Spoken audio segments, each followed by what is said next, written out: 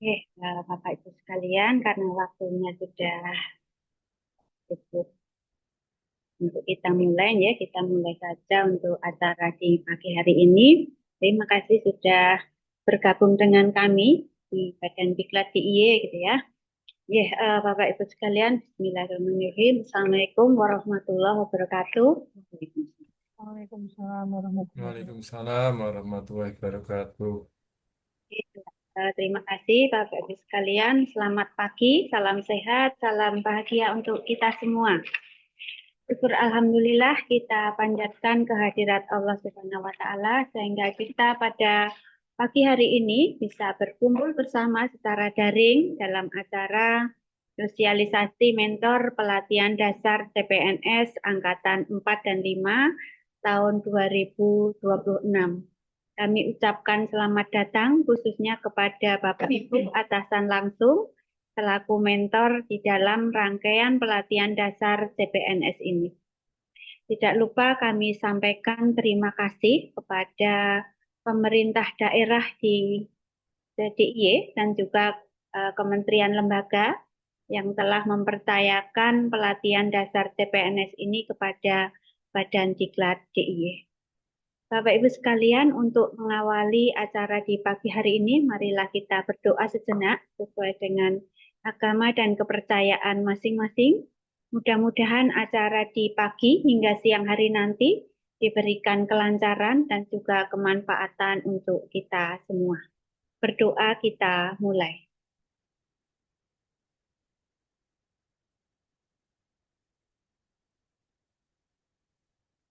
Cukup, terima kasih.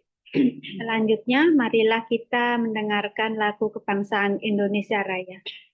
Bapak dan Ibu hadirin sekalian, kami mohon untuk duduk dengan sikap sempurna.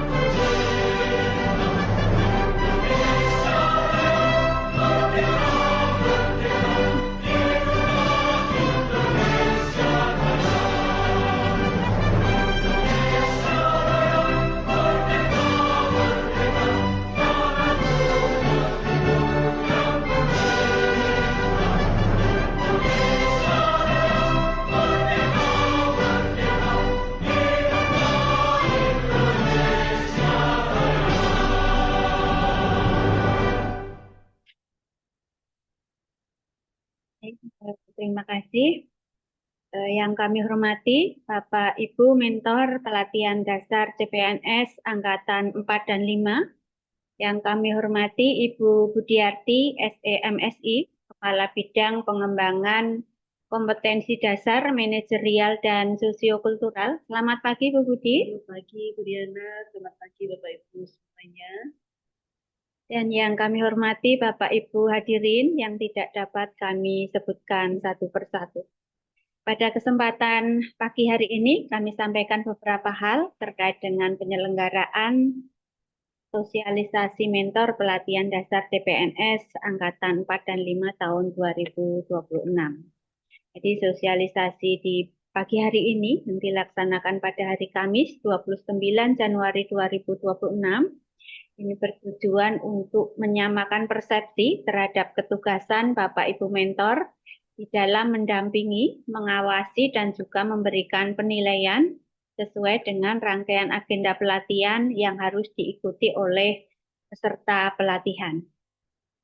Selanjutnya, pelatihan dasar CPNS Angkatan 4 dan 5 kali ini diikuti oleh 73 peserta yang terdiri dari unsur pemerintah daerah DIY, ini ada 4 orang, pemerintah Kabupaten Kulon Progo 1 orang, pemerintah Kabupaten Sleman 1 orang, pemerintah Kabupaten Gunung Kidul 1 orang, pemerintah Kabupaten Bantul 2 orang, pemerintah kota 2 orang, dari UPN Veteran 46 orang, dan yang terakhir dari KPU se-DIY ada 16 orang.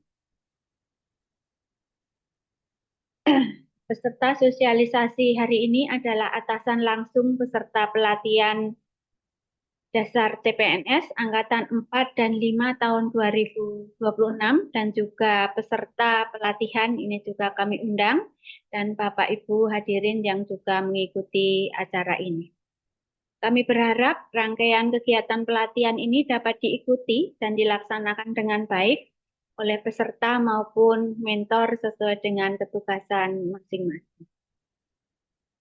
Bapak Ibu sekalian, pada kesempatan hari ini kami mohon izin Ibu Kepala Badan tidak bisa membersamai kita gitu ya, dan beliau berpesan bahwa pengetahuan dan juga kompetensi ASN ini harus senantiasa diasah, diupdate dan ditingkatkan. Salah satunya adalah melalui jalur pelatihan yang pada saat ini pelatihan dasar CPNS ini menjadi salah satu agendanya. Pelatihan dasar CPNS ini merupakan pelatihan yang terintegrasi untuk membangun integritas moral, kejujuran, semangat, motivasi, nasionalisme kebangsaan, karakter kepribadian yang unggul dan bertanggung jawab, serta memperkuat profesionalisme dan kemampuan kompetensi bidang. Pelatihan dasar ini menjadi bekal bagi Bapak Ibu CPNS nantinya di dalam melaksanakan ketugasan di masa yang akan datang.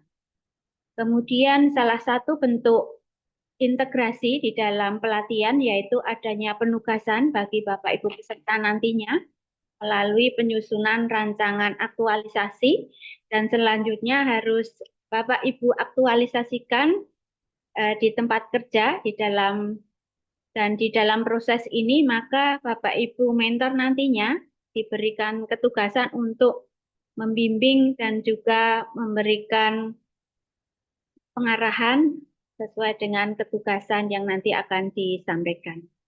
Mentor di sini adalah atasan langsung, sehingga Bapak Ibu sebagai mentor ini harus dapat menjalankan perannya sebagaimana mestinya, sehingga pelatihan ini nanti diharapkan bisa berdaya guna dan juga berhasil guna.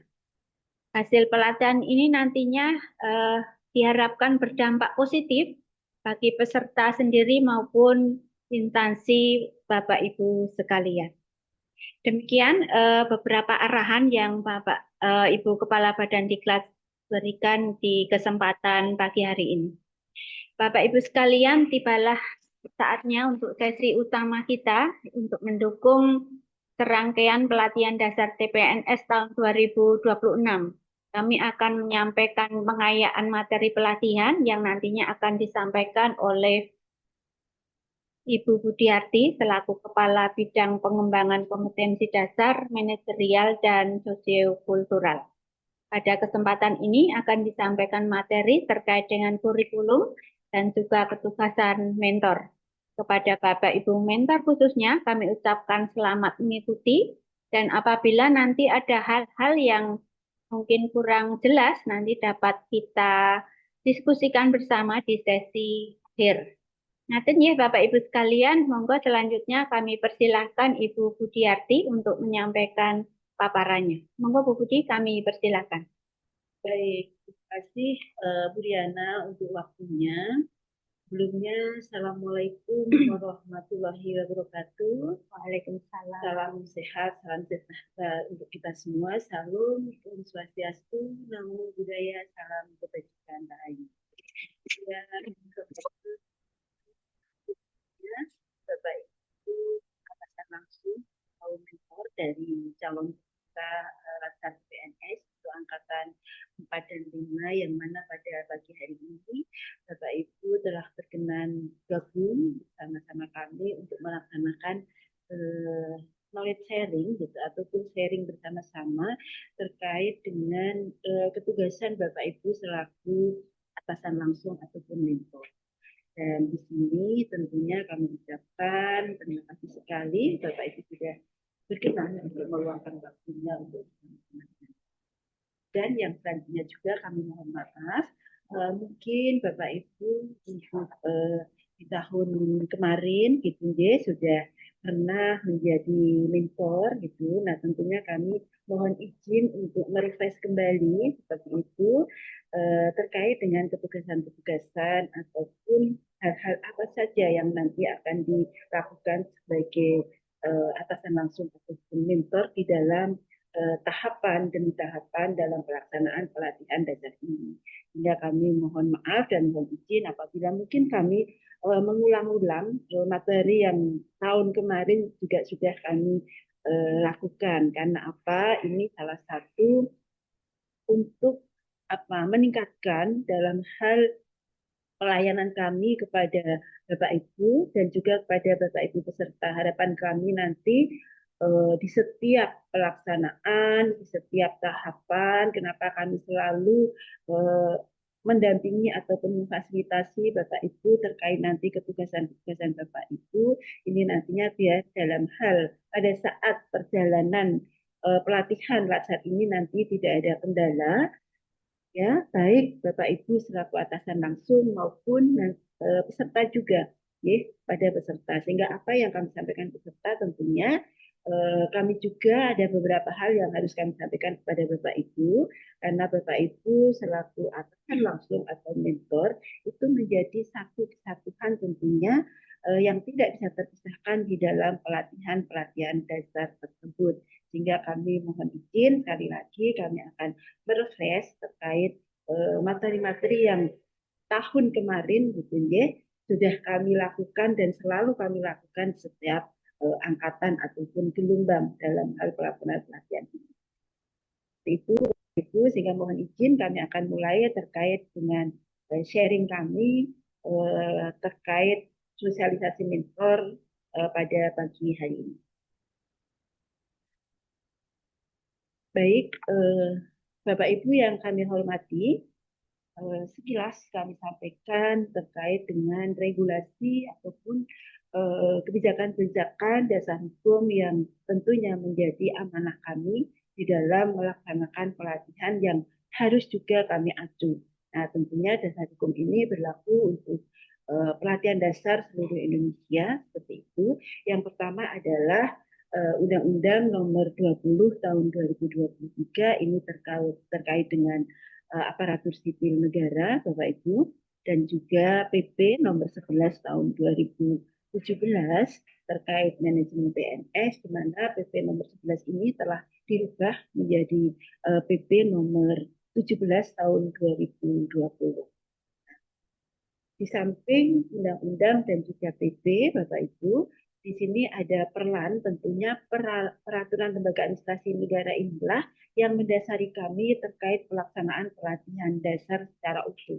Karena memang peran ini yang mengatur terkait dengan pelatihan dasar. Ya, di situ ada peran nomor 1 tahun 2021 terkait pelatihan dasar ini, namun di tahun yang sama peran tersebut telah dirubah nomor 10 tahun 2021. Dari peran itu, Bapak Ibu, ada diturunkan, yaitu ada di sini keputusan Kepala Lembaga Administrasi Negara, ya, yang mana ini mengatur terkait pedoman penyelenggaraan. Di situ ada peran nomor 13 di tahun 2022, Bapak Ibu. Dan juga ada Keplan di tahun 2022 nomor 14, ini yang mengatur terkait kurikulum.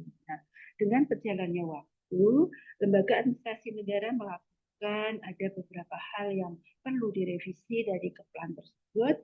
Di sini ada Keplan nomor 434, ini terkait perubahan dari Perlan nomor 13, yaitu terkait dengan pedoman.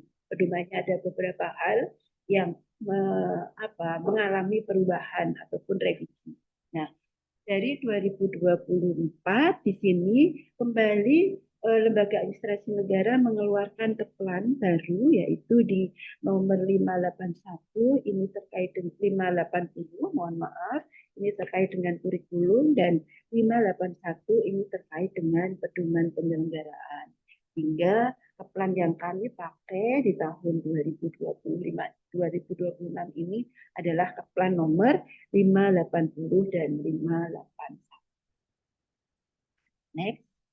Baik Bapak Ibu yang kami hormati, tentunya sekilas kami sampaikan terkait dengan perlunya pelatihan dasar CPNS ini, sebenarnya apa yang nantinya akan diperoleh dari peserta tersebut. Yang pertama, Bapak Ibu, bahwa pelatihan dasar CPNS ini adalah pendidikan dan pelatihan dalam masa prajabatan atau bisa dikatakan masa percobaan seperti itu yang dilakukan secara terintegrasi Bapak Ibu, dan untuk membangun dari sisi apa? Dari sisi integritas moral, kejujuran, semangat dan motivasi nasionalisme dan kebangsaan, pembentukan karakter kepribadian yang unggul dan juga bertanggung jawab, serta memperkuat terkait profesionalisme serta kompetensi bidang. Nah, inilah tujuan nantinya Bapak Ibu dengan pelatihan dasar tersebut. Dan tentunya untuk masa prajabatan ini diatur di dalam undang-undang dan juga PP dan juga Perlan bahwa masa percobaan untuk pelatihan CPNS ini adalah 1 tahun. Sehingga dalam kurun waktu 1 tahun inilah peserta wajib untuk mengikuti pelatihan dasar tersebut, sehingga nanti yang menentukan pelatihan dasar ini peserta lulus dan tidaknya nanti yang akan menjawab tentunya hasil dari peserta dan juga peran dari Bapak Ibu Mentor di sini. Dan apabila nanti peserta lulus di dalam pelatihan dasar ini, tentunya nanti peserta bisa melanjutkan ke tahapan selanjutnya, yaitu bisa diusulkan menjadi PNS. Namun apabila tidak lulus, tentunya itu peserta akan berhenti sampai di dalam CPNS ini, tentunya tidak bisa melanjutkan menjadi PNS. Ini sekilas Bapak Ibu terkait dengan apa itu pelatihan dasar. Dan setelah itu Bapak Ibu sekilas juga kami refresh kembali terkait tujuan dan nantinya apa kompetensi yang akan dibangun.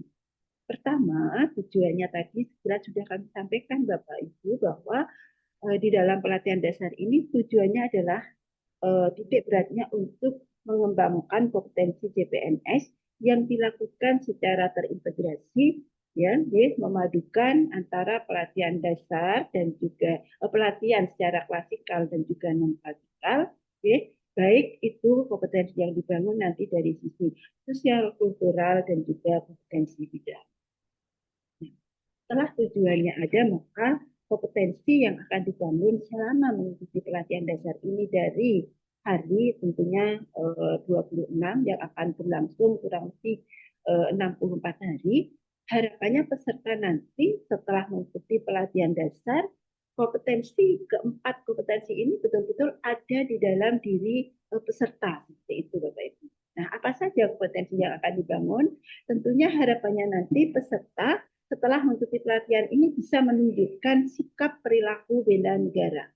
Dan yang kedua, peserta juga harapannya bisa menunjukkan atau bisa mengaktualisasikan nilai-nilai dasar PNS di dalam pelaksanaan tugas jabatannya sehari-hari.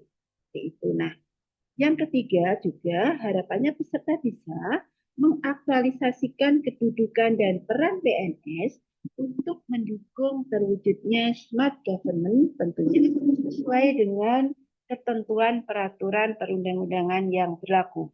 Dan terakhir, harapannya peserta nanti bisa menunjukkan penguasaan kompetensi teknis yang dibutuhkan sesuai dengan kompetensi bidang tugas masing-masing. Nah, inilah keempat kompetensi yang nanti akan dibangun melalui pelatihan dasar ini tentunya Bapak Ibu. Nah, untuk mewujudkan kompetensi ini tentunya sangat-sangatlah penting peran Bapak Ibu selaku atasan langsung. Sehingga peran ini tidak hanya ada di Badan Diklat tentunya, tidak hanya ada di pengampu materi-materi yang nanti akan menyampaikan ataupun akan membimbing peserta, namun ini juga nanti harus ada peran dari Bapak Ibu mentor selaku atasan langsung untuk mewujudkan keempat kompetensi tersebut.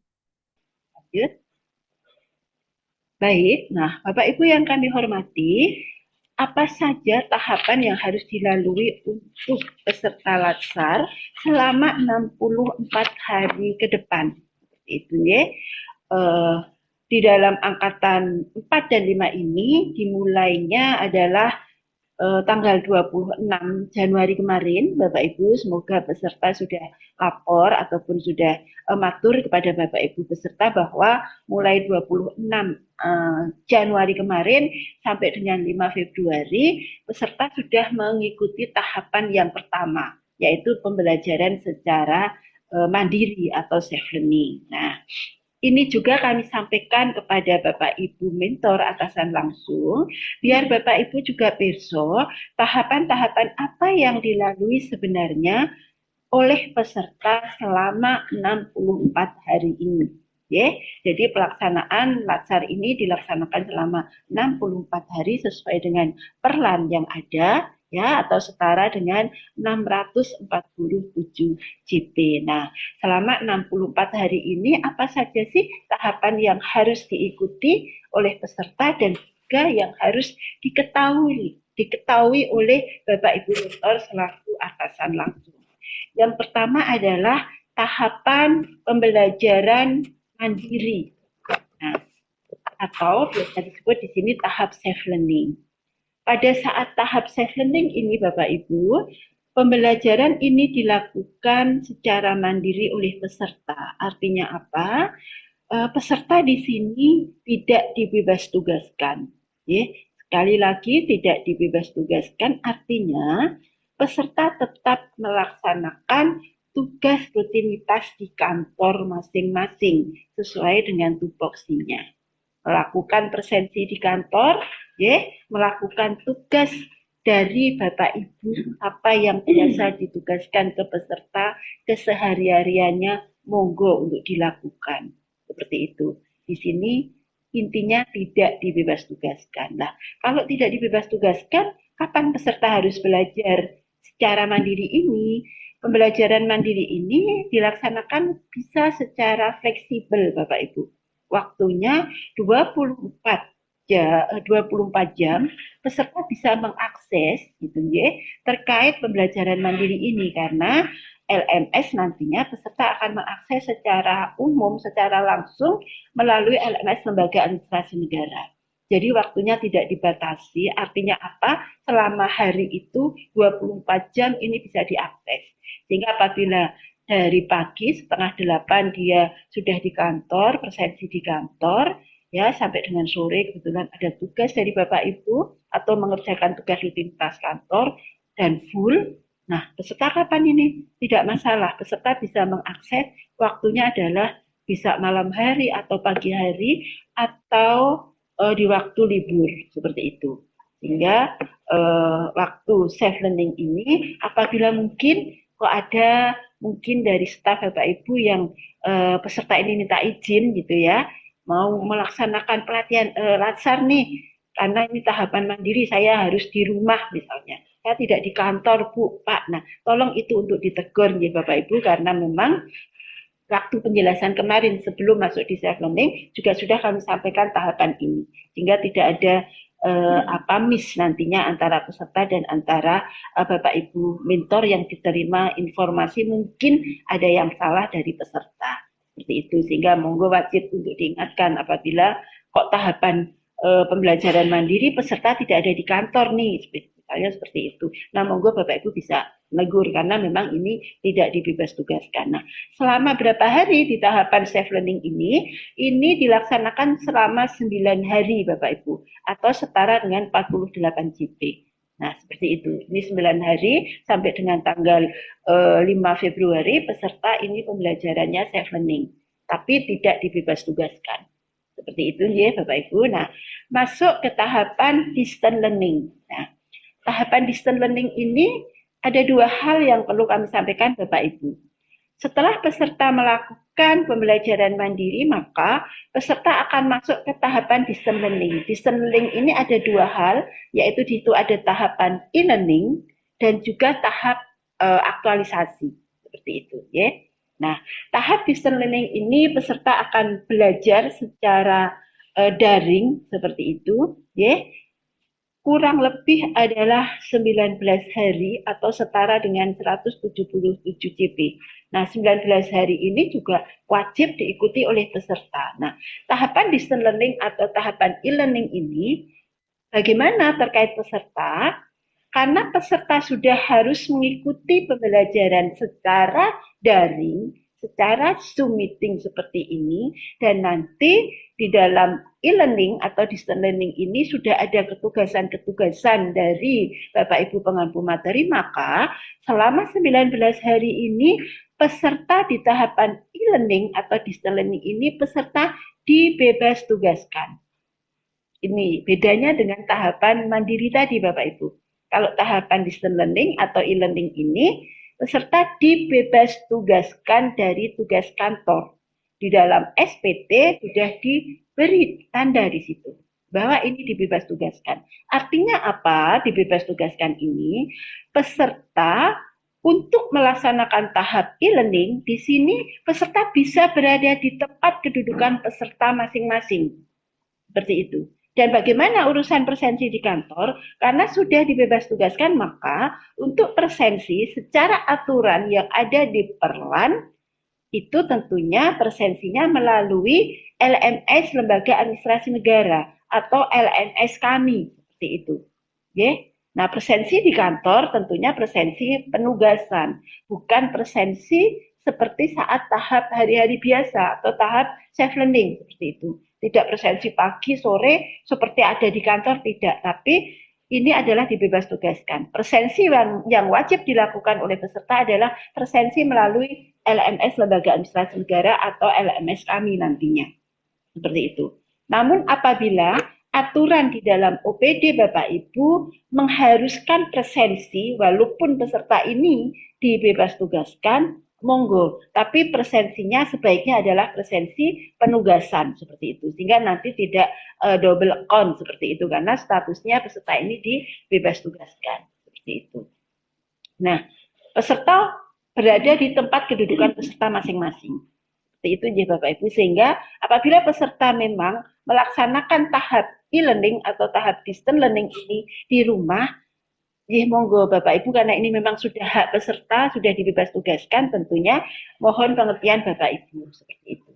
Namun demikian, apabila peserta melaksanakan tahap distance learning ini atau e-learning ini di kantor karena alasan hal-hal tertentu, misalnya, jaringan di rumah sangat jelek misalnya seperti itu, maka peserta ini datang ke kantor untuk mengikuti tahapan distance learning atau e-learning ini. Tentunya kami persilahkan saja sepanjang nanti di kantor tidak terganggu dalam hal pekerjaan-pekerjaan rutin. Dan dalam hal ini tentunya kami mohon pengertian Bapak Ibu, tentunya kerjasama juga apabila peserta melaksanakan tahap distance learning atau e-learning ini di kantor, tentunya mohon izin tidak diganggu dengan pekerjaan-pekerjaan secara rutinitas, biar peserta betul-betul bisa konsen dalam hal mengikuti pembelajaran e-learning ini terkait pelatihan dasar, karena memang nanti di sini selain dia harus mengikuti secara Zoom, ya baik secara sinkronus maupun asinkronus, tentunya banyak tugas-tugas yang harus dilakukan oleh peserta, sehingga ini memang dibebas tugaskan. Nah, tentunya disinilah nanti kami mohon pengertian Bapak Ibu semuanya untuk bisa mendukung dan mensupport kepada peserta terkait di setiap tahapannya. Nah, tahapan distance learning tadi kami matur akan dilaksanakan 19 hari gitu ya. Dan nanti di hari ke-19 gitu ya, ini akan dilaksanakan seminar rancangan aktualisasi yang mana dilaksanakan secara daring. Nah, di dalam seminar rancangan aktualisasi di hari ke-19 nanti tentunya ini juga butuh peran Bapak Ibu selaku mentor. Bapak Ibu nanti harus hadir dan wajib hadir di dalam seminar rancangan ini Bapak Ibu yang akan dilaksanakan secara daring. Karena seminar rancangan ini nanti yang akan dihadirkan oleh satu mentor, di situ ada coach, ada penguji, dan ada peserta. Bagaimana Bu kalau saya selaku mentor tidak bisa hadir pada saat tanggal tersebut, gitu ya? Nah, monggo Bapak Ibu bisa menunjuk ataupun bisa dikuasakan kepada teman Bapak Ibu yang sejajar tentunya dengan jabatan Bapak Ibu. Misalnya pada hari H kok betul-betul tidak bisa. Seperti itu. Namun demikian harapan kami, Bapak Ibu, karena ini sudah kami sampaikan jauh-jauh hari, tentunya Bapak Ibu nanti bisa memplot tanggal di hari ke-19 tadi untuk bisa meluangkan waktunya Bapak Ibu untuk memberikan dukungan ataupun support kepada peserta pada saat seminar rancangan. Karena kehadiran mentor di sini sangatlah penting, gitu ya. Apabila Bapak Ibu mentor tidak hadir di dalam seminar rancangan, maka seminar itu tidak bisa dilaksanakan oleh peserta, kecuali kalau dikuasakan. Ngeten ya Bapak Ibu, ini terkait di tahap distance learning, ya, kurang lebih 19 hari. Nah, setelah tahap distance learning atau e-learning yang tadi diakhiri dengan seminar rancangan, maka peserta akan masuk ke tahap aktualisasi. Nah, tahap aktualisasi ini akan dilakukan kurang lebih 30 hari Bapak Ibu, atau setara dengan 360 GB. Nah, pada saat tahap aktualisasi ini peserta kembali tidak dibebas tugaskan. Ya, kembali ke tugas rutinitas kantor, kembali mendapatkan tugas dari Bapak Ibu, ya, secara rutin monggo kembali presensi di kantor seperti itu, ya. Nah, di samping Bapak Ibu nanti memberikan tugas secara rutinitas pada masa aktualisasi 30 hari ini, peserta namun juga harus wajib melaksanakan atau mengaktualisasikan dari rancangan yang telah diseminarkan tadi Bapak Ibu. Nah, tentunya peran Bapak Ibu mentor pada saat aktualisasi ini di samping Bapak Ibu memberikan tugas rutinitas kantor, Bapak Ibu juga harus bisa memberikan motivasi, dukungan, dan membimbing serta ngaroke. Sampai di mana nih rancangan aktualisasi sudah dikerjakan oleh peserta di setiap tahapannya tentunya. Seperti itu. Jadi nanti derek juga selalu dimotivasi gitu ya, diaroke kegiatan-kegiatan yang ada hubungannya dengan rancangan aktualisasi tersebut. Sehingga pada saat aktualisasi itu peserta betul-betul pada saat deadline waktunya harus masuk ke klasikal, peserta betul-betul sudah melaksanakan aktualisasi ataupun sudah kegiatan-kegiatan yang dia rancang itu sudah betul-betul diaktualisasikan dengan baik. Nah, setelah masa aktualisasi 30 hari, Bapak Ibu, peserta akan masuk lagi ke tahapan selanjutnya yaitu tahap klasikal. Nah, tahap klasikal ini akan dilaksanakan di Badan Diklat. Ya, dilaksanakan secara luring di Badan Diklat dan peserta wajib diasramakan kurang lebih 6 hari atau setara dengan 62 GB. Nah, ini kembali peserta dibebas tugaskan kembali Bapak Ibu. Nanti presensi tentunya akan melalui LMS kami di Badan Diklat. Nah, kembali ke kantor tentunya nanti monggo ini presensi penugasan lagi seperti itu. Nah, keempat hal ini Bapak Ibu yang nanti akan dilalui oleh peserta dan Bapak Ibu mentor juga wajib perso setiap tahapannya biar nanti apa yang diterima peserta, apa yang disampaikan peserta, misal peserta nanti melakukan koordinasi, komunikasi kepada Bapak Ibu mentor juga perso. Dan misalnya peserta kok ada yang tidak jujur terkait di setiap tahapannya, Bapak Ibu mempunyai dasar untuk menyampaikan dan juga mengingatkan apabila mungkin ada hal-hal yang peserta sampaikan tapi tidak sesuai seperti yang kami sampaikan ini. Seperti itu. Jadi kita bergerak bersama seperti itu Bapak Ibu. Lanjut.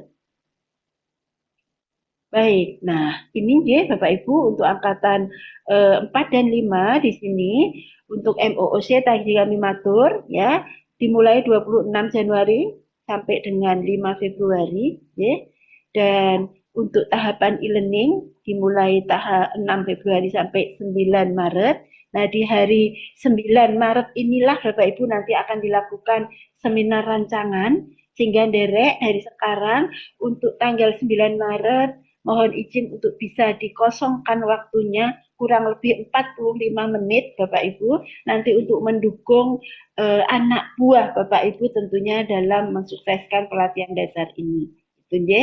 Jadi mungkin bisa di-upload dari sekarang tanggal 9 Maret yang ini memang perlu kehadiran Bapak Ibu selaku atasan langsung. Nah, di tahap ketiga yaitu aktualisasi ini akan dilakukan tanggal 10 Maret sampai dengan 4 Mei. Ini dia tahap aktualisasi untuk mengerjakan aktualisasinya di tempat kerja tentunya ini tidak dibebas tugaskan dan masuk lagi ke klasikal itu di tanggal 5 Mei sampai dengan 13 Mei. Ini nah nanti di tanggal 12 Mei gitu ya. Di 12 Mei Bapak Ibu kembali lagi peran Bapak Ibu di sini untuk bisa hadir secara luring atau secara langsung ke Badan Diklat untuk memberikan support, dukungan, penguatan pada saat peserta melakukan seminar aktualisasi. Nah, di sini Bapak Ibu, sehingga kehadiran Bapak Ibu yang betul-betul sangat diperlukan, yaitu pada saat seminar rancangan di tanggal 9 Maret, itu secara daring, dan di tanggal 12 Mei, itu secara luring hadir ke Badan Diklat. Seperti itu. Nah, ya Bapak Ibu, sehingga kami derek dua tanggal tersebut untuk bisa di blok dari sekarang sehingga Bapak Ibu bisa memberikan dukungan secara langsung kepada putra putri Bapak Ibu semuanya. Dan nanti di tanggal 13 Mei tentunya ini akan dilakukan penutupan. Kami akan sampaikan hasil dari semua tahapan yang nanti akan dilakukan oleh peserta dan tentunya ini akan mendapatkan STTP menjawab dari pelaksanaan pelatihan dasar tersebut. Apabila lulus gitu ya. Baik, Bapak Ibu yang kami hormati, tadi sekilas kami sampaikan secara umum gitu ya, gambaran tahapan-tahapan yang harus dilalui oleh peserta dan apa kompetensi nanti yang akan dibangun seperti itu. Karena biar Bapak Ibu juga perso, biar nanti peserta ini sebelum mengikuti lasar dan sesudah mengikuti lasar itu ada bedanya seperti itu. Nah, sekarang masuk Bapak Ibu yang kami hormati, apa sebenarnya mentor dan juga mentor itu harus seperti apa gitu ya, kriterianya gitu. Pertama kami refresh kembali terkait mentor merupakan atasan langsung peserta atau pegawai lainnya yang ditunjuk oleh pejabat pembina kepegawaian instansi peserta ya sebagai mentor, yaitu pegawai yang setara atasan langsung tersebut. Mentor harus memiliki apa saja di sini ya, bisa memberikan dukungan itu yang penting, bimbingan, masukan serta berbagi pengalaman ya. Berbagi pengalaman itu sangat penting dan sangat dibutuhkan oleh adik-adik kita tentunya Bapak Ibu ya, kepada peserta untuk bisa melaksanakan pembelajaran agenda habituasi dan atau pembelajaran penguatan kompetensi teknis bidang tugasnya. Inilah yang dinamakan mentor seperti itu Bapak Ibu. Dan saya yakin ini semua sudah ada di Bapak Ibu semua. Lanjut. Baik, nah masuk ke ketugasan mentor Bapak Ibu. Apa saja sih sebenarnya yang harus Bapak Ibu laksanakan gitu ya? Peran Bapak Ibu di dalam pelatihan dasar ini kok sebegitu pentingnya seperti itu ya? Karena kesuksesan semua ini tidak hanya terletak pada peserta, tidak hanya terletak kami selaku penyelenggara, Bapak Ibu pengajar, Bapak Ibu narasumber, namun peran tugas Bapak Ibu mentor juga sama-sama mendominasi arti pentingnya kesuksesan pelatihan dasar tersebut. Yang pertama, Bapak Ibu bisa memberikan persetujuan dalam penetapan isu. Nah, ini maksudnya seperti apa? Dalam hal persetujuan dalam penetapan isu. Salah satu rangkaian peserta yang nanti akan lakukan di samping pengembangan kompetensi materi-materi yang akan didapat, salah satu ketugasan yang harus dilakukan peserta adalah membuat sebuah rancangan aktualisasi. Nah, tentunya rancangan aktualisasi ini disesuaikan dengan yang pertama, tugas pokok fungsi peserta tersebut. Yang kedua, isu aktual yang ada di dalam OPD tersebut sesuai dengan tupoksinya. Seperti itu. Sehingga nanti peserta akan menyampaikan, akan membuat sebuah kegiatan atau sebuah inovasi. Gitu ya. Yang nanti akan matur pada Bapak Ibu sesuai, belum nih sesuai dengan tupoksinya gitu ya.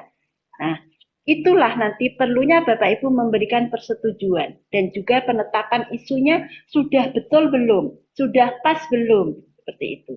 Kalau memang dirasa dari Bapak Ibu itu sudah pas, tentunya dilihat dari tupoksinya, gitu ya, dan sudah oke, maka Bapak Ibu perlu memberikan persetujuan. Namun demikian apabila memang Bapak Ibu perlu merevisi atau perlu memberikan masukan, gitu ya, biar isu-isu yang diangkat itu sesuai, gitu ya, monggo dipersilahkan. Nah, kalau memang sudah oke, terjadi kesepakatan, maka Bapak Ibu perlu memberikan persetujuan dan penetapan isu yang diangkat oleh peserta.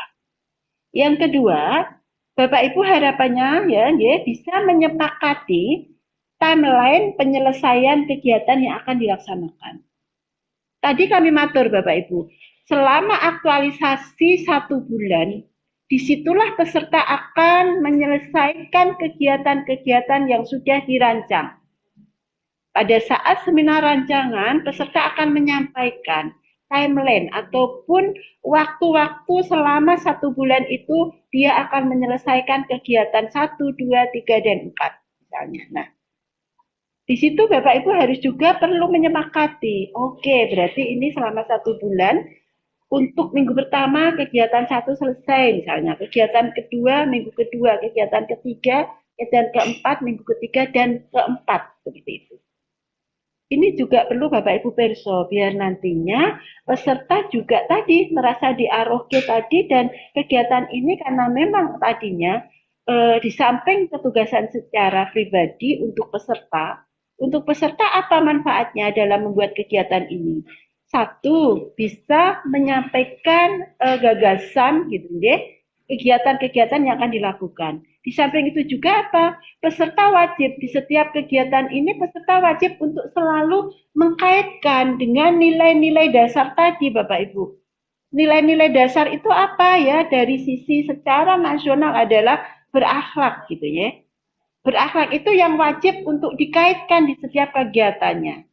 Nah, mungkin dari UPN selain berakhlak yang secara nasional nilai-nilai ASN gitu ya, yang harus diterapkan, mungkin juga ada secara organisasi gitu ya. Nilai-nilai organisasi yang perlu juga diterapkan. Nah, itu nanti bisa ditambahkan. Intinya di samping membuat kegiatan, peserta harus bisa mengkaitkan dan mengimplementasikan dari nilai-nilai itu. Itu yang nantinya. Nah, untuk dampak pada OPD apa? Tentunya kalau peserta ini membuat sebuah inovasi, maka dampak yang akan dirasakan kepada OPD dari inovasi-inovasi yang dilakukan oleh peserta tersebut. Nah, ini nanti tentunya yang perlu juga Bapak Ibu persani dan tentunya sepakati dalam hal timeline tersebut. Dan apabila peserta kok membuatnya kegiatan banyak sekali, kira-kira ini selesai tidak dalam 1 bulan. Nah, tentunya itu juga perlu peran Bapak Ibu. Jangan sampai nanti peserta membuat kegiatan banyak sekali yang sebenarnya di sini juga ada coach nanti yang akan mengarahkan gitu ya.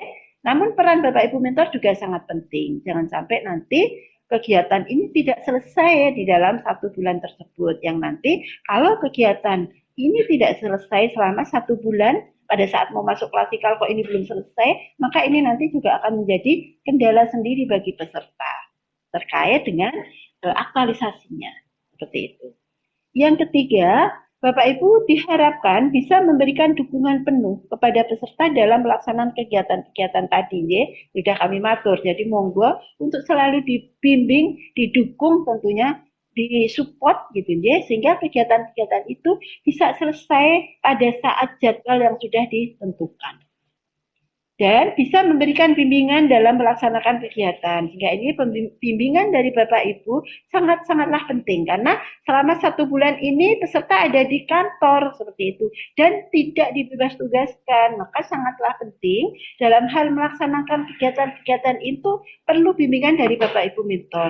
Di samping peserta juga akan melakukan pembimbingan secara jarak jauh dengan coach-nya masing-masing seperti itu. Dan harapannya Bapak Ibu juga bisa menjadi inspirator dalam melakukan kegiatan-kegiatan dalam hal penyelesaian isu. Ini yang terpenting juga.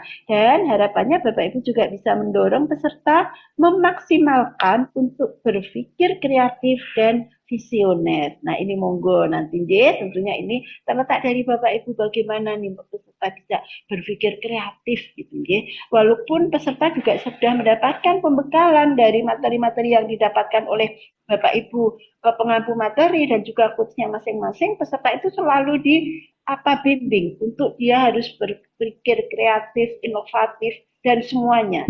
Namun peran Bapak Ibu mentor juga sangat penting dalam hal ini.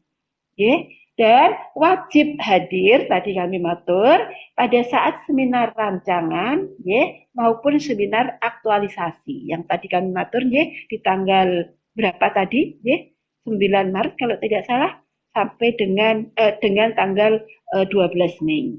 Itu yang Bapak Ibu wajib hadir.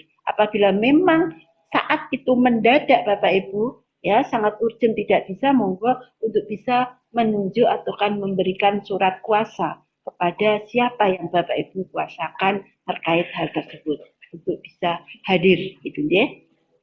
Nah, selanjutnya bisa memberikan penilaian sikap perilaku peserta dan nilai penguatan kompetensi teknis bidang tugas atau biasa disebut PKTBT. Nah, poin ke-8 inilah Bapak Ibu yang nanti akan kami sampaikan secara langsung ya terkait penilaian PKTBT ini.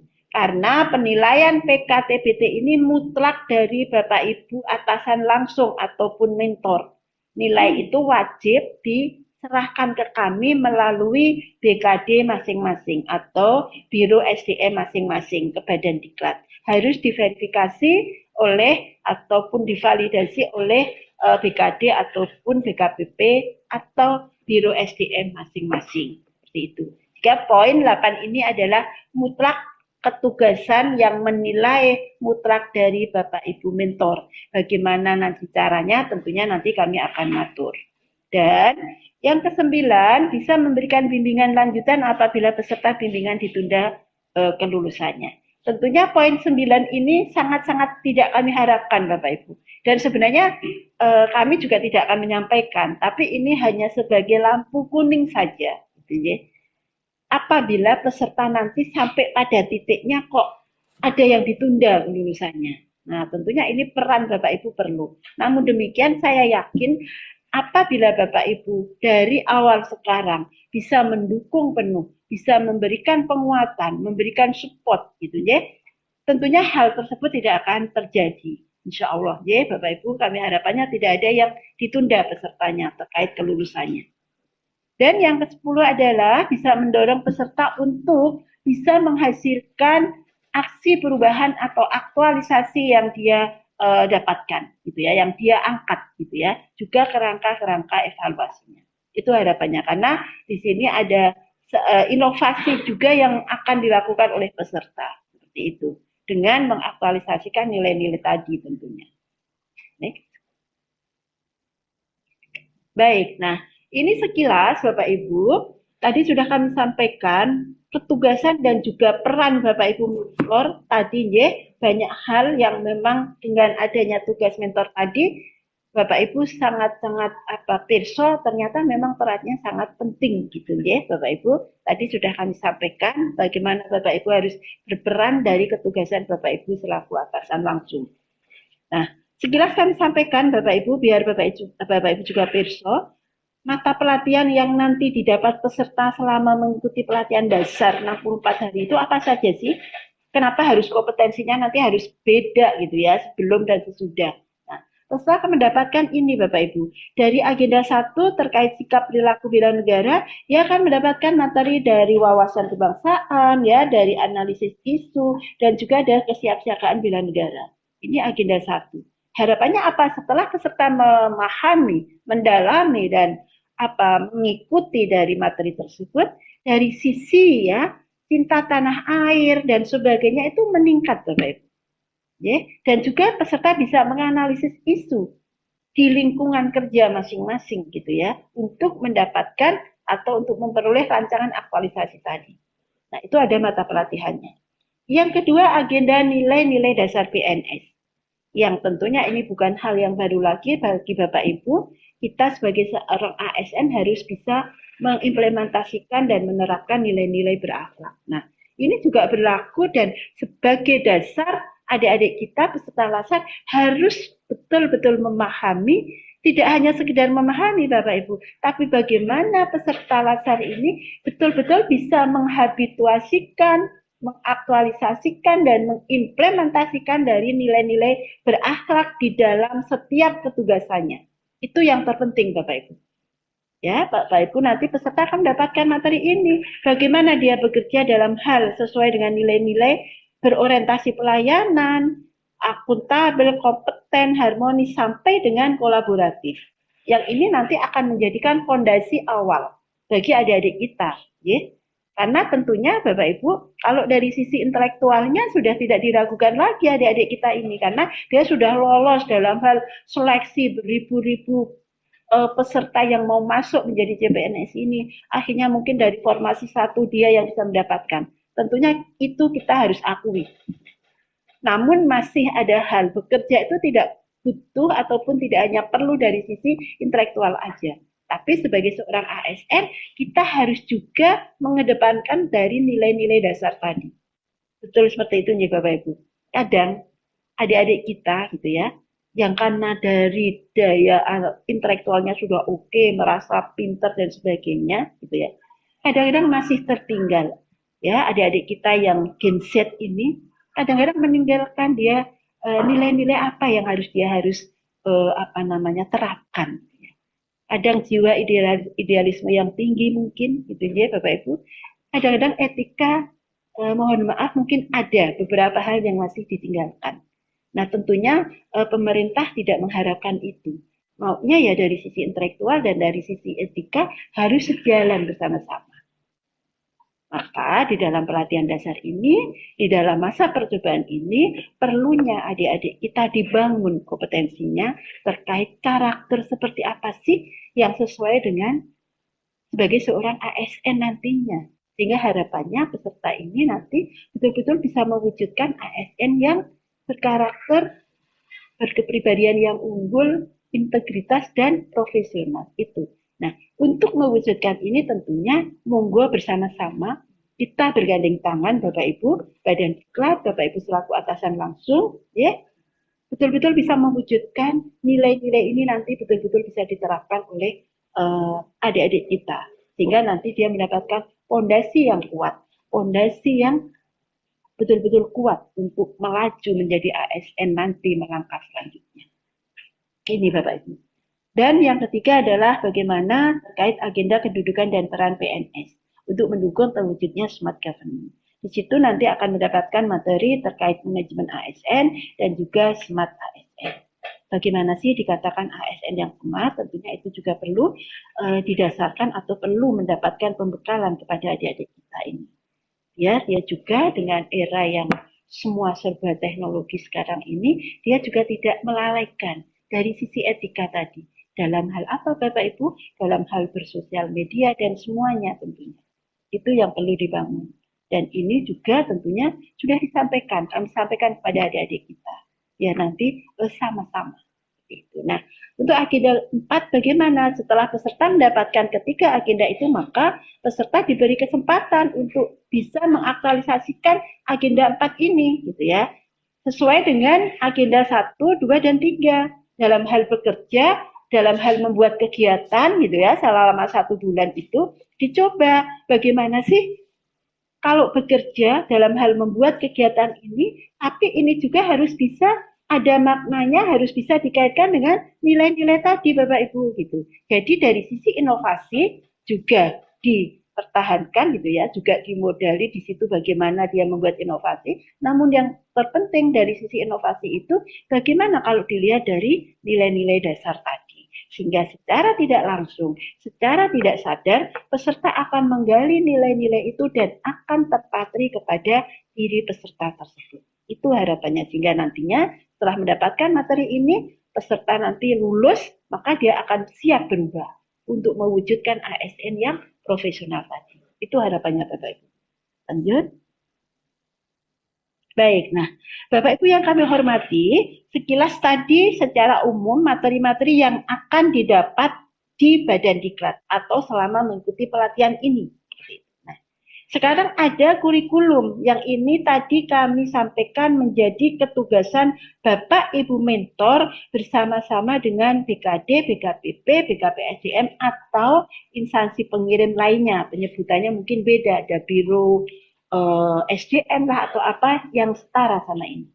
Ini bersama-sama. Nah, di dalam kurikulum PKTBT ini Bapak Ibu ada dua hal yang harus didapatkan peserta. Penguatan kompetensinya ada dua hal. Yang pertama, terkait kurikulum penguatan kompetensi teknis umum atau administratif. Nah, ini apa maksudnya? Bapak Ibu mentor atau atasan langsung atau dari BKD, BKPP ya, untuk bisa memfasilitasi peserta ya, mempelajari mata pelatihan yang bertujuan untuk meningkatkan pengetahuan dan keterampilan yang bersifat umum Bapak Ibu atau administratif dan diperlukan untuk mendukung apa di dalam kompetensi yang umum atau teknis umum ini. Dalam hal tugas satu, tugas dan fungsi organisasi. Jadi Bapak Ibu mentor wajib untuk memberikan pembekalan ini Bapak Ibu. Salah satunya terkait tugas dan fungsi organisasi itu seperti apa. Itu sebagai dasar ya. Yang kedua terkait pengelolaan kepegawaian itu seperti apa. Secara umum Bapak Ibu sampaikan. Yang ketiga pengelolaan keuangan. Yang keempat terkait tata naskah dinas yang berlaku seperti apa. Nah, keempat hal inilah yang perlu Bapak Ibu atasan langsung berikan sebagai pembekalan kepada adik-adik kita. Tentunya dengan bekerja sama dengan BKD tadi, gitu ya, BKPP tadi. Gitu ya, itu yang wajib Bapak Ibu sampaikan atau Bapak Ibu bekali kepada peserta. Biar peserta tahu, oh secara umum dalam bekerja itu seperti ini. Walaupun mungkin dia sudah mempunyai pengalaman si CPNS ini, entah itu di swasta kemarin atau mungkin sekilas waktu dia kuliah gitu ya. Tapi secara praktek dia betul-betul sekarang membutuhkan pembekalan dari Bapak Ibu. Hal-hal yang ini. Nah, inilah nanti yang menjadi ketugasan Bapak Ibu mentor atau atasan langsung bersama-sama dengan BKD, BKPP masing-masing. Atau biro SDM gitu ya. Itu yang pertama. Yang kedua, kurikulum yang perlu Bapak Ibu bekali kepada peserta yang menjadi tugasan Bapak Ibu adalah terkait kompetensi teknis substansi. Ini diberikan untuk memfasilitasi peserta dalam hal mempelajari pelatihan yang bertujuan untuk apa Bapak Ibu?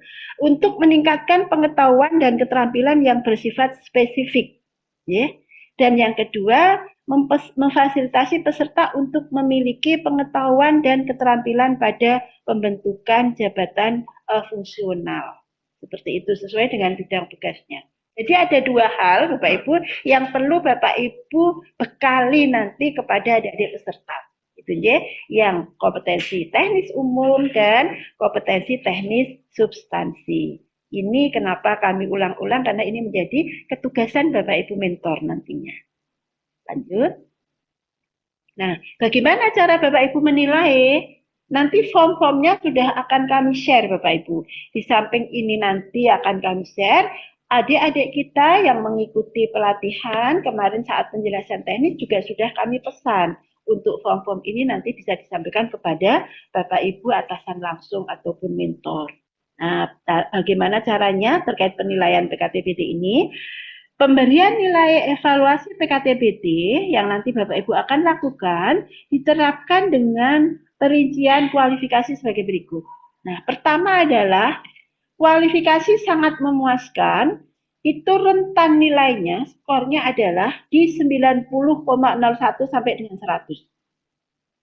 Bagaimana kalau Bapak Ibu bisa menilai apabila di kriteria sangat memuaskan?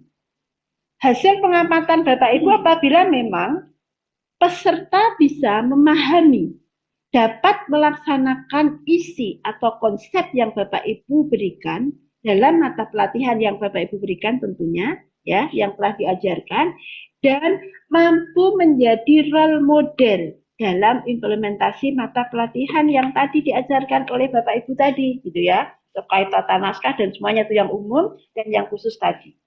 Apabila peserta sudah memenuhi ini, maka Bapak Ibu monggo untuk bisa menilai di rentan nilai 90,01 sampai dengan 100. Dan apabila Bapak Ibu dari hasil pengamatan Bapak Ibu, peserta baru memahami dan dapat melaksanakan konsep dalam mata pelatihan yang Bapak Ibu berikan, maka itu levelnya ada di kualifikasi memuaskan. Memuaskan nilainya antara 80,01 sampai dengan 90. Monggo nanti Bapak Ibu dinilai secara objektif.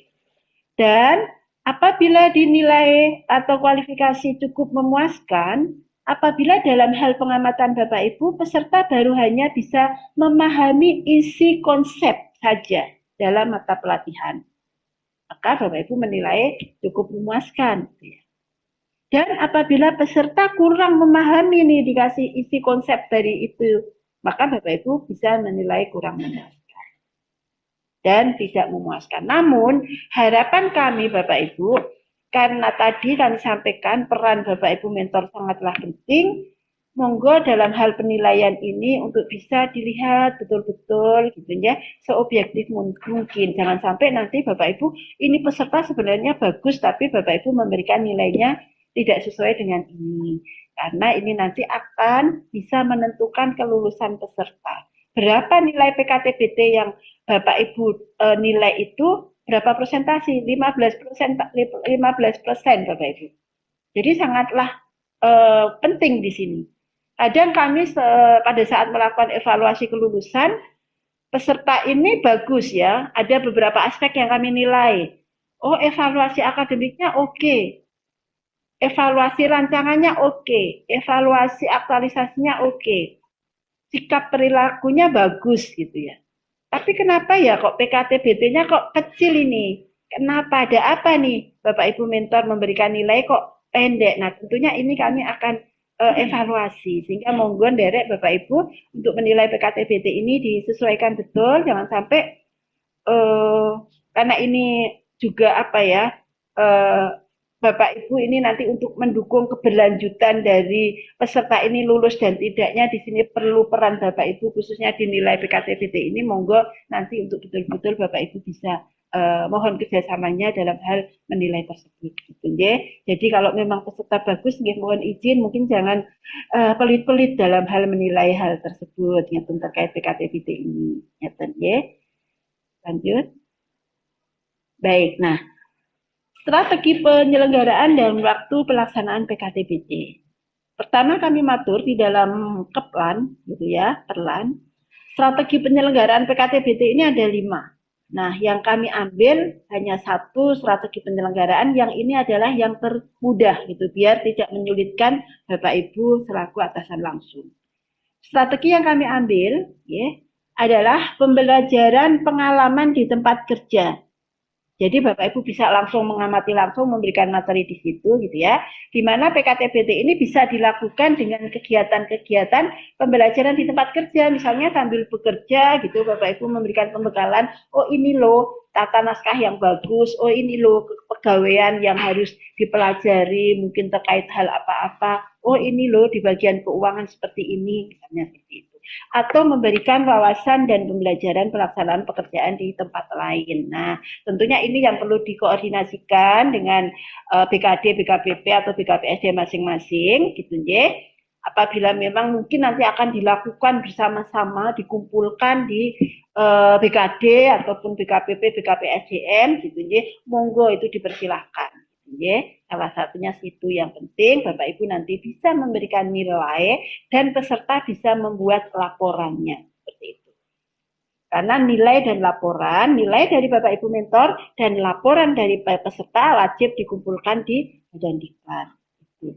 Kapan pelaksanaan? Waktu pelaksanaannya untuk PKTBT ini dapat dilaksanakan sebelum pelaksanaan latsar PPNS selama pembelajaran atau selama pembelajaran aktualisasi di tempat kerja dan paling lambat sebelum pelaksanaan tahap klasikal. Maksudnya seperti apa Bapak Ibu? Untuk PKTBT ini, apabila peserta mulai 26 Januari kemarin dan mungkin dari BKD, BKPP sudah memberikan pembekalan di bulan Desember kemarin terkait PKTBT ini, itu diperbolehkan. Seperti itu. Monggo, yang penting nanti nilai masuk ke kami, peserta bisa membuat laporan. Misalnya seperti itu. Dan waktu pembelajaran ini, misal di self learning ini, Bapak Ibu sambil akan memberikan penguatan PKTBT ini, monggo juga disilahkan, tidak masalah. Oh, kalau memang belum ada waktu aktualisasi besok selama 1 bulan, monggo. Yang penting pada saat mau masuk klasikal, peserta sudah bisa mengumpulkan laporan dan Bapak Ibu sudah bisa mengumpulkan nilai PKTBT itu kepada kami. Paling lambat 2 hari sebelum klasikal dimulai. Ngeten ya Bapak Ibu. Jadi waktunya ini PKTBT ini sangat fleksibel. Apabila Bapak Ibu mau mengambil waktu-waktu luang untuk memberikan pembekalan itu, monggo dipersilahkan. Yang penting pada saat deadline waktu yang kami tentukan, nilai sudah masuk dan peserta sudah membuat laporannya. Makatan. Lanjut. Nah ini Bapak Ibu, tadi kami sampaikan kenapa peran Bapak Ibu terkait nilai PKTBT ini sangat penting. Pertama kami sampaikan, kami akan merekap dari evaluasi peserta, apa saja yang nanti akan menentukan kelulusan peserta. Yang pertama ada evaluasi sikap perilaku. Nah, evaluasi sikap perilaku ini nanti Bapak Ibu mentor juga akan menilai Bapak Ibu.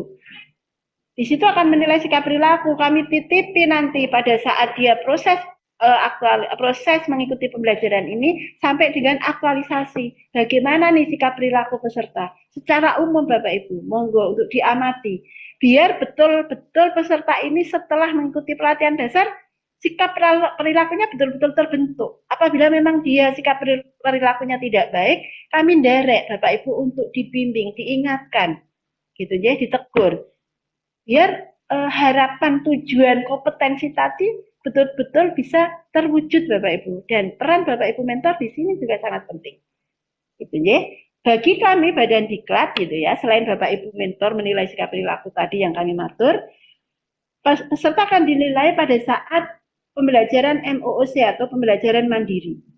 Dari apa? By system dia akan menilai. Nanti akan diwujudkan dengan perolehan trofi yang dia akan peroleh. Kok bisa sistem menilai? Iya, dia bagaimana keaktifan dalam hal mengakses materi-materi di situ. Sistem akan menilai. Yang kedua, pada saat distance learning atau e-learning, yang tadi kami matur dibebas tugaskan, maka dia akan dinilai. Kami akan menilai, baik dari sisi penyelenggara, dari sisi pengajar, narasumber lainnya yang masuk di dalam kelas itu akan menilai sikap perilaku peserta tersebut. Ya, dari sisi keaktifan dan attitude-nya tentunya. Dan juga pada saat klasikal, kita kembali akan menilai peserta secara langsung. Baik dari kedisiplinan, prakarsa, kepemimpinan, dan juga kerjasamanya. Kami akan potret betul-betul bagaimana seperti ini. Kami akan nilai secara langsung. Nah, bobotnya adalah 15%, Bapak Ibu. Nah, ada lagi evaluasi akademik yang ini mutlak dilakukan oleh peserta, ya. Di situ pada saat MOOC dia akan mendapatkan soal-soal dan juga pada saat e-learning dia juga akan menyelesaikan soal-soal. Ini bobotnya adalah 20%. Ya, dan yang ketiga, kenapa kami garis merah, ini karena merupakan ketugasan Bapak Ibu. Menilai terkait evaluasi PKTBT ini bobotnya adalah 15%, sehingga sangat-sangat banyak Bapak Ibu, peran Bapak Ibu di sini. Ya, jadi monggo untuk dinilai dengan baik, tentunya disesuaikan dengan kondisi peserta, tentunya hasil peserta. Yang keempat adalah evaluasi aktualisasi, bobotnya 50%, ini nanti mutlak yang menilai adalah penguji. di evaluasi rancangan itu 20% dan di pelaksanaan aktualisasi 30%. Menikah Bapak Ibu, evaluasi yang nanti kami akan lakukan dan yang kami akan rekap pada saat evaluasi kelulusan besok yang nantinya akan diumumkan pada saat penutupan. Makaten Bapak Ibu ini sekilas saja kami sampaikan. Lanjut, nah nantinya setelah lulus Bapak Ibu maka peserta nanti akan mendapatkan STTP dan tadi kami akan sampaikan nanti yang masuk di situ ya kualifikasinya dia masuk di sangat memuaskankah, memuaskan atau cukup memuaskan.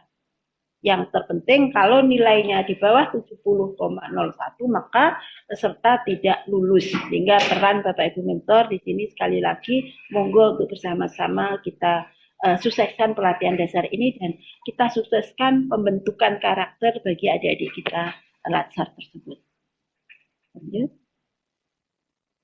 Baik, nah di sini Bapak Ibu sekilas kami sampaikan terkait nilai PKTBT tadi yang kami matur panjang lebar, ya.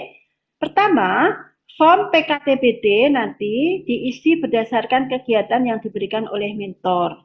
Formnya seperti apa nanti sudah akan kami kirim, gitu ya. Dan nilai PKTBT ini mutlak yang menilai adalah mentor, tentunya nanti bersama-sama dengan BKD nanti untuk memverifikasi. Nah, tanda tangan form PKTBT ini nanti saat nilai sudah dimasukkan, mentor sudah menilai, maka BKD wajib membubuhkan tanda tangan sebagai bukti validasi gitu ya bahwa nilai sudah lewat BKD seperti itu. Baru nanti diterima oleh Badan Diklat. Jadi untuk nilai PKTBT ini dari mentor melalui BKD dulu baru masuk ke kami.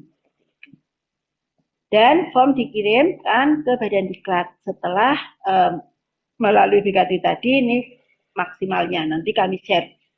Dan juga laporan PKTBT, nah yang berhak membuat laporan ini adalah peserta Bapak Ibu, form-formnya juga sudah nanti kami siapkan gitu ya. Jadi peserta nanti setelah mendapatkan pembekalan dari Bapak Ibu menilai maka peserta akan membuat laporan dan laporan itu wajib juga dikumpulkan ke Badan Diklat. Nah ini nanti form-formnya akan dikirim melalui link tersebut pada saat mengumpulkan nilai juga. Demikian Bapak Ibu, jadi form-formnya nanti Bapak Ibu tinggal menilai di situ, sudah kami buatkan sesuai dengan keplan yang ada. Nah, contohnya seperti ini Bapak Ibu, nanti Bapak Ibu tinggal mengisi saja sesuai dengan hasil peserta. Oke, saya kira itu Bapak Ibu. Terkait dengan penilaian di sini, monggo nanti itu disesuaikan ya. Formnya ini nanti akan kami bantu. Saya kira itu Bapak Ibu yang selalu kami hormati. Sekilas yang kami sampaikan terkait dengan knowledge sharing pada pagi hari ini.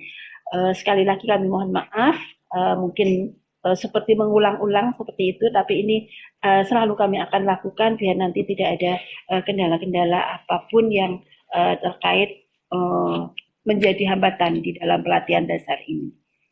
Demikian Bapak Ibu yang bisa kami sampaikan dan apabila kami dalam hal menyampaikan sharing ini masih banyak kekurangan, kesalahan dan juga kekhilafan dan jauh dari sempurna tentunya kami mohon maaf yang sebesar-besarnya dan kami akhiri Assalamualaikum warahmatullahi wabarakatuh. Waktu kami kembalikan kepada Bu Riana. Matur nuwun.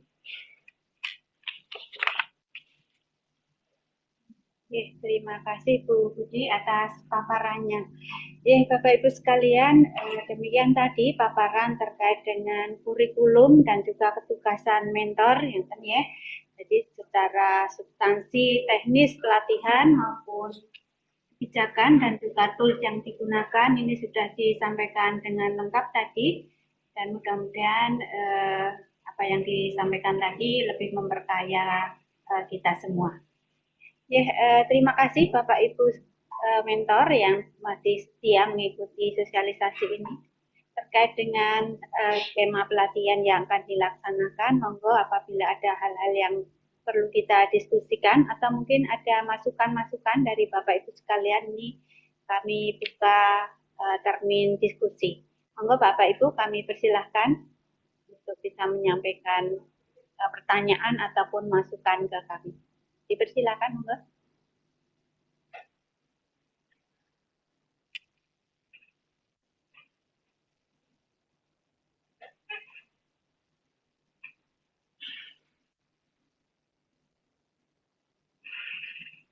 Di chat ada pertanyaan enggak? Izin konfirmasi, Iya, monggo.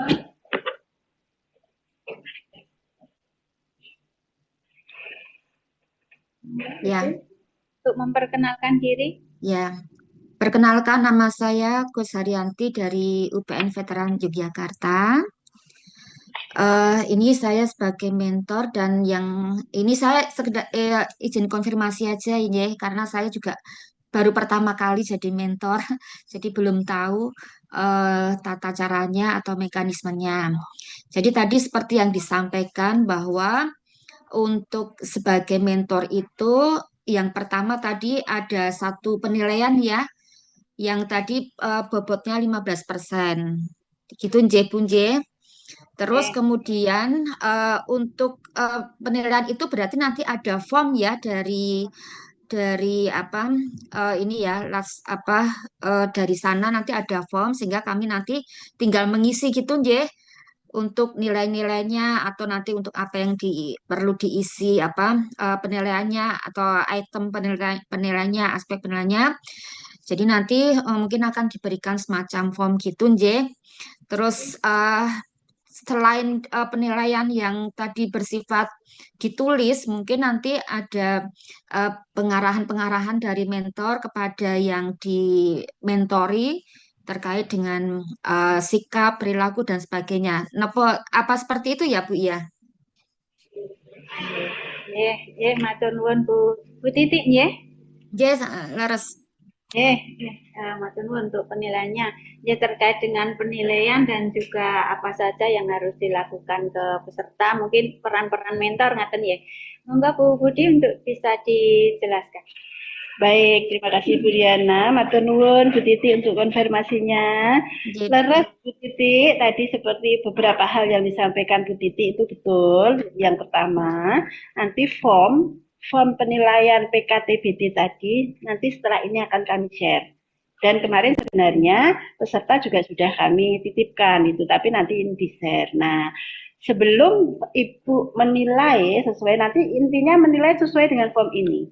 Namun sebelumnya tentunya Ibu harus memberikan pembekalan terlebih dahulu gitu ya Bu ya. Pembekalan tadi yang sifatnya umum dan juga sifatnya khusus tadi. Baru setelah diberi pembekalan maka Ibu bisa memberikan nilai sesuai dengan form-form yang di sini. Seperti itu. Itu penilainya. Jadi form ini dibagikan, Ibu tidak langsung menilai tidak, tapi Ibu harus mengumpulkan dulu nih dari UPN gitu ya, siapa saja yang dimentorin Ibu seperti itu. Nah, itu dipanggil ataupun diberi pembekalan sesuai dengan materi-materi yang tadi secara umum tuh apa saja ya, tata naskah dinas dan bagaimana jenengan secara mungkin tidak harus di ruangan khusus, tidak, mungkin sambil bekerja gitu ya, terus Ibu secara langsung memberikan pengetahuan, oh ini loh tata naskah dinas di UPN tuh yang betul seperti ini. Oh terkait keuangan gitu misalnya, itu contoh saja gitu ya. Terkait keuangan harus paham nih, keuangan untuk UPN tuh seperti ini yang harus dilakukan gitu ya, tata kalanya gitu. Nah, oh bagian terkait kepegawaian, oh dalam hal mungkin contoh kecil, oh dalam hal mengajukan cuti prosesnya seperti ini, bagaimana terkait dengan disiplin pegawai, ya ada aturannya, ada tahap-tahapannya gitu kan, ya disiplin mungkin teguran dan sebagainya, hal-hal yang mengenai itu tadi. Oh terkait struktur organisasi yang di UPN tuh secara ini, walaupun mungkin peserta tuh sekilas sudah sedikit tahu gitu ya Bu, tapi paling tidak jenengan bisa menyampaikan gitu. Nah, dari situ itu pemahaman peserta bagaimana nih? Dia bisa langsung memahami atau bisa menjadikan role model dan sebagainya, itu nanti langsung Ibu bisa menilai di situ. Seperti itu iya. gitu ya. Itu terkait PKTBT. Karena nanti peserta juga akan membuat laporan Ibu gitu. Dari apa yang jenengan sampaikan tadi. Seperti itu. Itu terkait PKTBT ya Bu. Nah, di samping penilaian PKTBT, nanti Bapak Ibu juga akan menilai terkait sikap perilaku tadi gitu ya. Nah, sikap perilaku tentunya itu Bapak Ibu bisa mengamati sikap perilaku peserta ini seperti apa, seperti itu. Monggo untuk dinilai. Itu peran di situ yang utama gitu ya. Nah, selain itu Bapak Ibu Bu Titik juga nanti bisa memberikan dukungan gitu ya di staf Bu Titik yang nantinya dia akan membuat rancangan gitu ya sesuai dengan tupoksi itu apa dia peserta akan tentunya akan berkoordinasi dengan ibu itu yang pas apa sih yang sesuai dengan tupoksinya seperti itu. Nah, ibu bisa mengarahkan di sini gitu dari sisi apa tadi isu-isu aktual yang dia akan buat gitu. Kalau memang sudah sesuai, oh ini sudah oke, sudah sesuai, gitu kan. Monggo lanjutkan. Nah, itu tinggal memberi persetujuan. Hal seperti itu Bu Titi dan nanti hadir tadi ya, yang tidak kalah pentingnya hadir pada saat seminar rancangan dan juga seminar aktualisasi. Mungkin sekilas ngeten Bu Titi ada yang kurang jelas? Ya, sampun sudah jelas, matur nuwun sangat. Nggih. Izin bertanya, Bu Budi. Monggo Bapak. Nggih. Terima kasih waktunya. Perkenalkan, nama saya Kusnanto. Saya dari bagian organisasi Kabupaten Bantul. Mentornya, mentori Mas Rito. Ini izin bertanya sedikit tentang ruang lingkup aksi perubahan ya. Selama ini opini saya pribadi ya. Jadi kan kesannya itu kalau aksi perubahan yang identik dengan inovasi, pembaruan metode ataupun apa itu kadang-kadang itu kebanyakan diterjemahkan, kebanyakan loh, setahu saya ini kan ya aplikasi gitu loh, aplikasi ataupun apa jarang yang aksi perubahannya berupa se- kebanyakan itu aplikasi ataupun apalah. Itu kan selama ini ruang lingkupnya itu bebas atau gimana? Karena kan kalau aplikasi itu nanti tataran tindak lanjut setelah aksi lasarnya selesai, setelah lasar selesai itu coba dilakukan monef. Apakah hasil inovasi-inovasi lasar itu selama ini masih berlanjut atau tidak? Karena kan kebanyakan karena mungkin ya daya inovasinya itu berkurang. Kebanyakan orang langsung sederhana inovasi ini pakai sistem aplikasi, membuat sistem aplikasi yang kadang-kadang itu kemanfaatnya setelah itu kurang bertahan lama gitu. Ada yang nggak kepake atau apa sehingga banyak aplikasi ini akan membuat menjadi sampah di server gitu.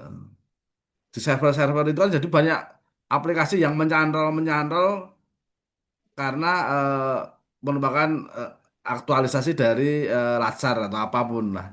Ataupun yang di cloud administrator juga banyak yang aplikasi. Sehingga nanti apakah bisa selain itu atau malah ditekankan selain sistem informasi gitu loh. Yaitu bisa tapi lebih ke terobosan lain gitu loh yang nanti secara metode atau apa lebih bisa bertahan setelah selesai Latsar gitu. Sehingga yang kami tanyakan selama ini kalau di perseni itu kebanyakan apa gitu Bu? Sehingga nanti kan kami itu untuk membimbing eh, staf saya itu cenderung saya tidak akan ke sistem informasi atau apa loh sehingga nanti tidak terlalu banyak sistem informasi. Memang kalau sistem informasi itu lebih mudah. Kita tinggal nyari peralatan komputer untuk membuatkan sistem aplikasi atau aplikasi. Terserah setelah saya selesai lasar itu mau berguna atau enggak. Tapi nanti dampaknya server kami itu nanti kebanyakan aplikasi yang sebenarnya yang enggak kepake. Terima kasih. Ya, matur nuwun Pak Kusnanto. Ya, ini terkait dengan aksi perubahan yang nanti akan disusun oleh peserta pelatihan ya. Jadi monggo Bu Putih terkait dengan hal ini untuk diberikan penjelasan. Baik, terima kasih Bu Riana. Matur nuwun Pak Gus untuk pertanyaannya sharingnya gitu nggih. Pertama gini Pak Gus, terkait dengan aksi perubahan. Nah, sekarang karena kita sekarang dibahasnya di Latsar gitu ya. Mungkin kami sampaikan secara umum dulu Pak Gus terkait aksi perubahan ini. Sebenarnya untuk aksi perubahan ini sudah lama bahkan dan pada akhir-akhir ini baik itu dari Latsar, PKP, PKA itu sebenarnya untuk aksi perubahan itu tidak harus dititik beratkan pada sebuah aplikasi seperti itu. Itu yang pertama. Tidak harus gitu ya. Inovasi itu sekecil apapun monggo boleh dilakukan. Yang penting mempunyai dampak bagi diri sendiri maupun OPD. Itu kuncinya di situ, Pak. Justru kalau dengan aplikasi ini, kalau tidak salah mulai tahun 2021 atau 2020 itu LAN mengeluarkan surat gitu ya, bahwa kalau mau mengangkat terkait aplikasi ini harus berkoordinasi dengan Kominfo seperti itu. Karena ya tadi memang betul Pak, saat awal-awal dulu asal yang dipegang sebuah aplikasi akhirnya banyak yang mangkrak seperti itu. Nah, akhirnya banyak server yang tidak terpakai gitu, hanya inovasi-inovasi. Maka LAN melakukan membuat surat edaran untuk apabila memang mau mengangkat sebuah aplikasi gitu ya, itu harus berkoordinasi dan harus ada izin rekomendasi dari Kominfo seperti itu. Sifatnya seperti awalkah atau penambahan atau seperti apa, itu harus ada koordinasi dengan Kominfo. Dan Badan Diklat kami juga nanti akan melakukan hal yang sama, akan menanyakan bagaimana rekomendasi dengan Kominfo. Tentunya itu dilakukan oleh coach masing-masing. Itu yang pertama, Pak. Jadi kunci tidak harus aplikasi. Yang kedua, bagaimana nih dengan keberlanjutan dari aksi perubahan yang dilakukan oleh peserta. Di tahun 2024, LAN sudah mengeluarkan surat edaran juga, Pak, terkait keberlanjutan dari aksi perubahan ini. Kenapa LAN mengeluarkan itu? Karena tadi seperti yang Pak Pus sampaikan, biasanya kalau pelatihan selesai gitu ya, dampaknya wes penting rampung jangka pendek selesai besok, padahal dia masih mempunyai tugas nih. Di dalam laporan sebenarnya sudah ada nih komitmen rencana tindak lanjut yang ditandatangani oleh peserta dan diketahui oleh pimpinan langsung di situ. Sebenarnya itu kunci kontrak kerjanya peserta, Pak. Tapi kadang-kadang kalau sudah selesai pelatihan, selesai sudah gitu, Pak Kus. Nah, sekarang ditindaklanjuti oleh surat edaran dari LAN dan itu harus dilaksanakan seperti itu. Artinya keberlanjutan dari aksi perubahan gitu ya, khususnya PKP PKA itu harus masuk ke dalam SKP. Sehingga untuk keberlanjutannya harus ada dan dilaporkan secara kontinu ke Badan Diklat selama 3 bulan sekali, tiap 3 bulan sekali. Seperti itu. Itu sudah dilakukan, Pak. Itu kami mencoba menjawab secara umum gitu ya, Pak. Jadi biar apa yang dilakukan peserta ini tidak mangkrak gitu seperti itu. Tidak hanya memikirkan jangka pendek saja. Itu secara umum yang berlaku di PKP PKA seperti itu ya, bahkan juga PKN. Nah, kami kerucutkan kami akan menjawab ke Latsar karena sekarang titik beratnya di Latsar. Sebenarnya Latsar itu bunyinya bukan rancangan aksi perubahan, bukan Pak, dan bukan aksi perubahan, tapi dia adalah rancangan aktualisasi seperti itu. Bedanya apa? Kalau Latsar tadi kami matur Pak, pelatihan dasar ini adalah namanya pelatihan dasar. Bagaimana, apa tujuan tadi, dan kompetensi apa yang dibangun. Jelas-jelas di dalam pelan disampaikan, untuk khusus Latsar ini harus ada 4 kompetensi yang dibangun. Dan inilah yang harus diwujudkan. Nah, hubungannya dengan aktualisasi atau hubungannya dengan rancangan aktualisasi ini apa? Di samping, jadi untuk inovasi itu hanya sebagian kecil untuk peserta Latsar. Seperti itu. Yang terpenting adalah nanti Pak Kus dalam membimbing gitu ya, jangan hanya dilihat dari sisi inovasi, tapi bagaimana peserta ini bisa membuat sebuah kegiatan, tapi yang terpenting peserta harus bisa mengkaitkan, memaknai dari masing-masing kegiatan itu ke dalam nilai-nilai dasar ASN tadi Pak di situ.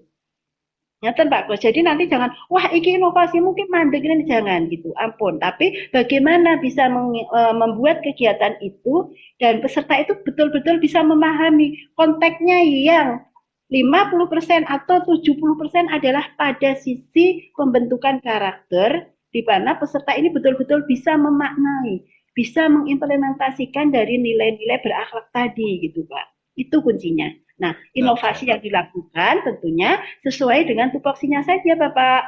Apa yang akan dilakukan itu tidak harus aplikasi seperti itu.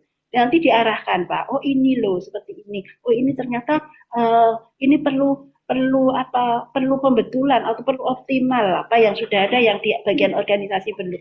Nah itu bisa diarahkan di situ. Mungkin ngaten Pak Gus.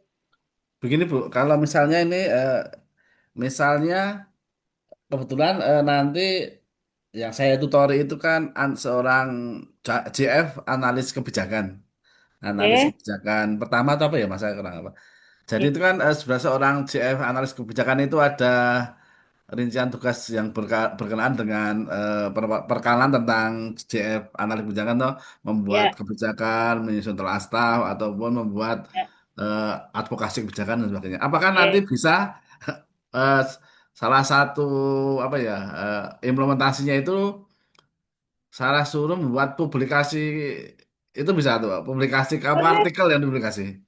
boleh aja Pak, boleh. Oke, oke. Yang kontak itu boleh Pak, boleh. Ya, yang penting sesuai dengan tupoksi dia gitu. Ya. Tupoksi si peserta ini. Boleh saja Siap. Pak. Sebab kalau seorang CF Anjak itu kan lebih sedikit ke manajemen toh kadang-kadang Ya, tidak teknis di lapangan sehingga ya, ruang lingkupnya itu terbatas. Terima kasih. ya. Boleh Pak, boleh. Yang penting nanti kuncinya juga Bapak memberi dukungan, tapi jangan sampai katakanlah memberikan mungkin ide ini yang mungkin mohon maaf nih memberatkan peserta gitu. Jangan gitu Pak, nggih. Tapi maksudnya sama sama klik antara Bapak dengan peserta. Itu Pak Kos, boleh nggih. Teka Pak Kos? Sekap, Bu. Terima kasih, Bu. Nuwun. Oke, Matur nuwun Pak Kusnanto atas pertanyaannya. Tadi juga menjadi pengetahuan juga untuk Bapak Ibu yang lain tentunya. Ya, berikutnya ini di room chat ada pertanyaan dari Pak Sukis dari UPN ya, ya. Jadi beliau menyampaikan bahwa Pak Sukis ini nanti di per April ini akan memasuki pensiun. Nah, ini bagaimana terkait dengan penunjukan mentornya Bu Budi? Monggo Oke. direspon. Baik, terima kasih Bapak dari UPN untuk apa sharingnya. Untuk mentor adalah melekat kepada atasan langsung seperti itu. Jadi bukan melekat pada eh, pribadi ataupun jadi melekat kepada jabatan maksudnya, mohon maaf. Mentor adalah melekat pada jabatan bukan persol nama gitu. Sehingga nanti apabila Bapak di April gitu ya sudah memasuki purna tugas, tentunya nanti mentor akan beralih kepada jabatan siapa yang mengganti Bapak di situ. Seperti itu. Eten. Ya, nanti entah itu nanti di PLT kan kah atau seperti apa. Nah, siapa yang duduk di situ yang ditunjuk yang menggantikan Bapak, itulah yang akan melanjutkan menjadi mentor seperti itu. Atau atasan langsung yang ditunjuk oleh rektor, mungkin pimpinan yang akan mendampingi tersebut peserta ini. Nah, bagaimana prosesnya? Tentunya peserta nanti akan melaporkan ke kami penyelenggara terkait pergantian mentor seperti itu karena yang mentor pertama sudah memasuki purna tugas maka mentor akan diganti ini. Nah, dialah yang akan melanjutkan membimbing dan mendukung di dalam pelaksanaan latsar ini dalam hal membuat apa namanya rancangan aktualisasi tadi. Mungkin ngaten Bapak, sampun jelas nggih. Nggih, sampun. Ini sudah nggih. Nggih, ngaten Pak Sukis untuk penjelasannya nggih, kami kira sudah cukup jelas. Ada lagi Mas, kita satu aja di room chat. Enggak saya. Oke. Ya, monggo Bapak Ibu yang lain kalau masih ada pertanyaan lagi, kami persilahkan.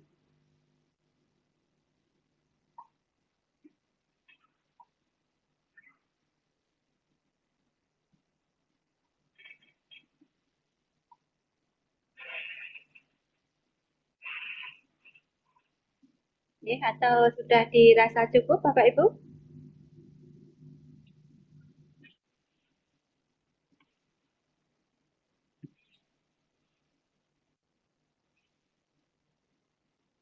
Lengkap ya? Kalau sudah tidak ada lagi yang perlu kita bahas, kami kira tadi beberapa pertanyaan dari Bapak Ibu mentor ini semakin memperkaya kita terkait dengan apa yang harus kita lakukan nanti selama kita sebagai mentor nanti mendampingi Bapak Ibu yang mengikuti pelajar, nah, ya, dan nanti Bapak Ibu pesertanya juga tentu paham apa yang harus dilakukan. Ya, Bapak Ibu sekalian, apabila dirasa cukup, kami kira untuk sosialisasi mentor di pagi hingga siang hari ini kita cukupkan sekian. Dengan mengucap syukur alhamdulillah, maka acara ini kami tutup dan kami selaku penyelenggara apabila ada hal-hal yang kurang berkenan selama kami memfasilitasi acara ini, kami mohon maaf yang sebesar-besarnya. Semoga apa yang kita laksanakan hari ini memberikan manfaat bagi kita semua. Dan kami tutup forum ini, kami ucapkan selamat beraktivitas. Kita berjumpa lagi di lain waktu dan lain kesempatan. Selamat siang dan akhirul kalam. Assalamualaikum warahmatullahi wabarakatuh. Waalaikumsalam. Waalaikumsalam Terima warahmatullahi kasih, Bu. wabarakatuh. Matur nuwun Bapak Ibu. Kalian. Terima kasih. Oke. Terima kasih banyak Bapak Iya. Ibu. Monggo.